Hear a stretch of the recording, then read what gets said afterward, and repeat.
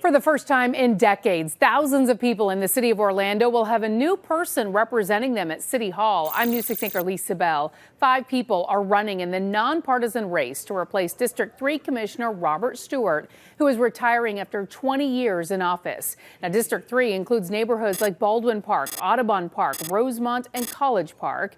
This election comes as Governor DeSantis is calling for major property tax reform. I asked each candidate to respond to that proposal. I don't know what the plan is because local governments rely on property taxes to fund, obviously, the government. When I'm out talking to people, people want wider streets, wider sidewalks. They want stormwater fixed. They want potholes fixed. They want code enforcement. They want police. They want fire. That's not to say that there's not this affordability issue of property taxes, but it's certainly going to be something where you're going to use a scalpel and not kind of a machete if you're going to cut around the edges, because you have to be very careful because local government is closest to the people. We just need to make sure that we've got a plan that is a balanced approach when you cut revenue to replace revenue. I don't think it would be helpful to fully eliminate property taxes because this is one of the #1 ways that we fund our local police and our local fire department. And we know that safety is one of the top concerns of residents in Orlando. And after knocking on so many doors, I've heard that over and over again. At the same time, our property taxes have gone up quite a bit.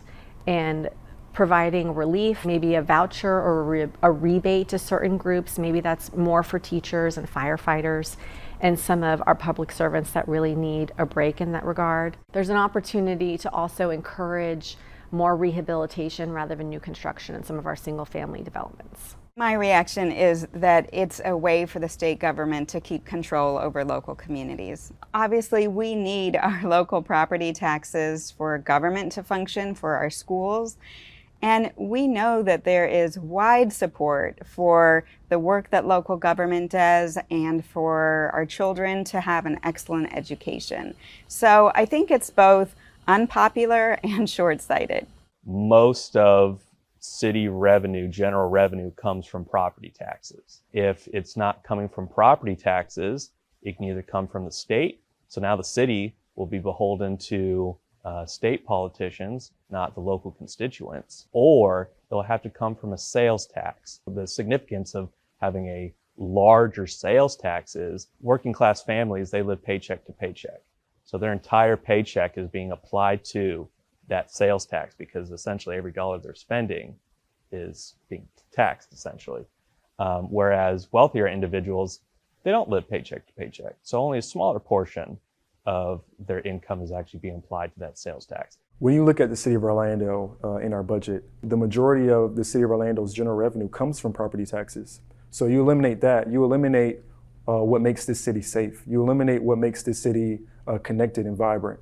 And I believe it's a necessity to have collection of property taxes. So I disagree with the governor in that case. I believe it's important that we collect property taxes and that we're working with the residents that live here to make their community safer. And I believe that's a public good that we're collecting. For more on this race and my full conversations with all of the candidates, head to clickorlando.com.